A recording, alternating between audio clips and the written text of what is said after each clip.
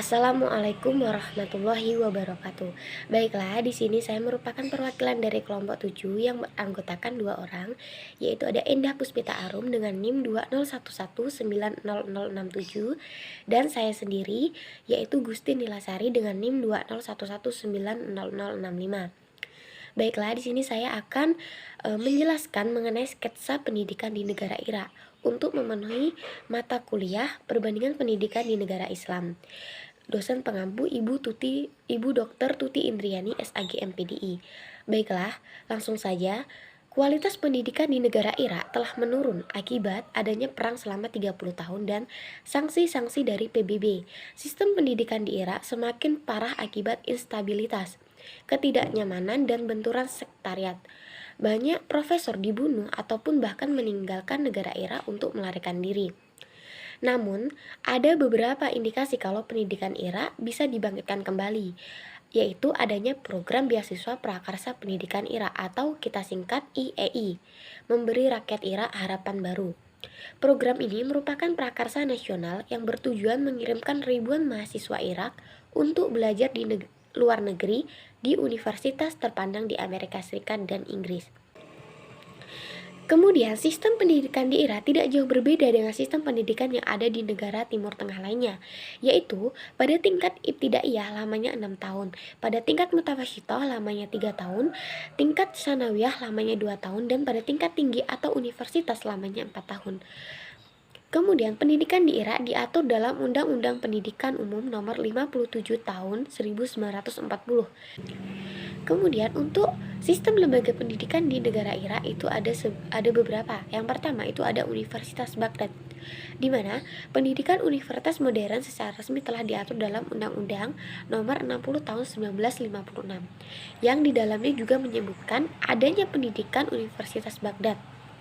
Universitas Baghdad selain memiliki fasilitas-fasilitas lainnya juga memiliki fakultas-fakultas umum seperti kedokteran, teknik, ekonomi, hukum, juga fakultas keagamaan seperti Fakultas Adab, Al-Ulum Al-Islamiyah atau Fakultas Syariah, dan juga Fakultas Tarbiyah. Beberapa fakultas di Universitas Baghdad termasuk Fakultas Syariah menggunakan sistem kurikulum paket tahunan atau Nizam Tanawi, bukan sistem kredit semester atau SKS. Sedangkan sistem evaluasi yang digunakan di Universitas Baghdad hampir menyerupai sistem evaluasi yang digunakan secara umum di sekolah dasar dan menengah di Indonesia.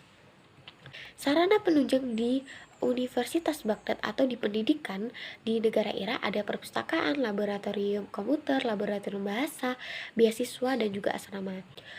Kemudian perbandingan pendidikan antara Irak dan Indonesia. Yang pertama adalah di Irak tidak ada pendidikan prasekolah seperti PAUD maupun TK. Di Irak pendidikan sanawiyah ditempuh 2 tahun, sedangkan di Indonesia 3 tahun. Biaya pendidikan ditanggung pemerintah, sedangkan di Indonesia tidak semua biayanya ditanggung oleh pemerintah.